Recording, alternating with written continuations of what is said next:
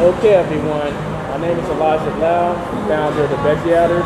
We have Elizabeth Anderson with us, the founder of the Vegan Food House and also Casa del Vegano. So we're going to get an opportunity to ask you a few questions about how they got started, and we'll just go from there. So first, I want to thank you for sitting down and actually giving us this opportunity, this like mini interview. Thank you. Thank you for having me, Elijah. Yeah, most definitely. So I got to ask you, when it comes to Casa del Vegano and Vegan Food House, you have a lot of entrepreneurs don't have this Metroplex. You have 2 restaurants. Right. Most people can barely afford they can't even run one. So what's your secret? Like, how did the Vegan Food House and Casa del Vegano start? Well, Vegan Food House started, I guess, I was in business with my sister, Angie. We were at the Munchies together, and then I left there and opened the Vegan Food House. Really and truly, it started with this $5,000 investment from my husband, and what I was able to do at the Munchies and get a following there. Did the Veggie State Fair, and I was pretty successful there and had the following and the buzz going, and I was able to take what I had and with a little bit of more, money, not very much.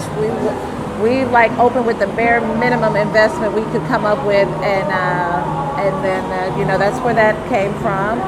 Thankfully, I had a large social media following at the time, so I was able to just be successful. I don't know what happened, actually. I'm just so thankful, And then with Casa, we opened this during the pandemic. The landlord offered us a really good deal. Almost, at the time, it was like, this is something we wanted. We wanted a Tex-Mex concept. Right. And so I was scared about, the timing, but we did it and it works, Casa's not as busy as Vegan Food House, but, it's still loved by those who come. There's like a faithful following here at Casa del Vegano. And I don't know what happened. I just got lucky, I guess, You mentioned you had a big social media following. Yeah. That could have a big part to do with it. Well, yes. Vegan Food House Casa was really hard to build. It's been a slow, steady grind here. Yeah. Well, I definitely know for the Vegan Food House, I'm in a lot of like plant-based and vegan groups.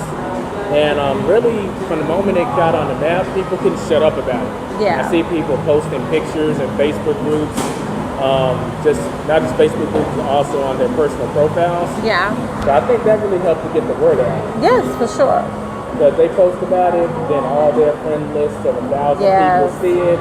Before you know it, they find themselves there trying the vegan food, and like they can't tell the difference. Mm-hmm. They can't even tell that it's vegan. Yeah. So yeah, I think the social media had a big part of that. Oh yes, most definitely. I always say I built this business on social media.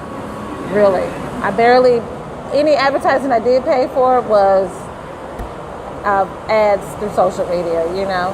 So it was during a time where I think there wasn't the algorithm. It was just hashtags and getting in front of people's faces, and it was just a good time for us to be able to get started. It really was. Right. That's a good tie-in into this question. What inspired you to start a restaurant in the first place? Well, I was a stay-at-home mom where I was like learning and honing my cooking skills, and just I needed to do something. I needed to, do something myself that I knew I could do. I'd been out of the workforce for so long, and I wanted some financial independence, and so this is where it came from. Okay. Yeah. That's an interesting origin story. From there, that started with helping out with the Munchies, then the Vegan Food House, and then Casa del Vegano on top of that. Yeah. Well, I'm lucky. I got the best staff in the world. We have a really great relationship. A lot of us have been together from day one, from Vegan Food House, day one over here. A couple of the same people you know, and they run this place for me. They really do, because I'm always stuck at Vegan Food House in the kitchen over there. I got out for a while to kind of build this up, and then things happened where I needed to get back over there. So I'm just blessed, you know, really and truly. One thing I can say about Casa and the Vegan Food House, I see the same people, and I've been going to both for years. Yeah. That says a lot. Yeah. Usually the restaurant has a rotating staff every 6 to 12 months. Yeah, no. We've always paid living wages from the moment we opened, and you know, we are trying our best to keep up with inflation as best as we can. A lot of our employees only have one job, and this is it. And so, you know, ups and downs, we work through it. We're not the best, you know, but well, we got each other. I don't know. We have each other's back. It just works, you know. Right. Okay. So, in both Casa del Vegano and the Vegan Food House, what would you say is the most popular dish from each restaurant? Right now, Vegan Food House is the pressed pepper steak that we make with Beyond Meat with the 4 sides. Our most popular dish right now. And then next would be like our Southern Dinner Catch, which is the fish fried oyster mushrooms. And then the plates are really big for us right now. And then here is always going to be the chimichanga. People love that huge chimi, yeah. So this next question is kind of interesting, but what do you feel at both restaurants is the most underrated item on the menu? Like, you think like maybe this item deserves more shine because it's awesome, but people might be overlooking it. So here at Casa, it is the Casa Miento. It is so good. The coconut rice with the beans, plantains, the scallop or the king oyster scallops, the kale, the avocado. Like, it is just, it's filling, it's just comforting, it's big, it's delicious, you know. And then at Vegan Food House, it's probably a rotating dish. I think that the 2 things that I make that I think is amazing over there would be the jambalaya, and then the jambalaya chimichanga, and the gumbo. And so I'm somebody that can eat gumbo all year round. So I'm just like, when it sells, but then like I'm like, please, you gotta try it. It is really good. I promise you. You won't know the difference. I mean, my family, my dad, he eats vegan food. He eats my food. He loves the jackfruit, but he loves the gumbo. You can't tell the difference. I promise. Okay. So people are sleeping on the gumbo when it comes to vegan food. And the jambalaya. Okay.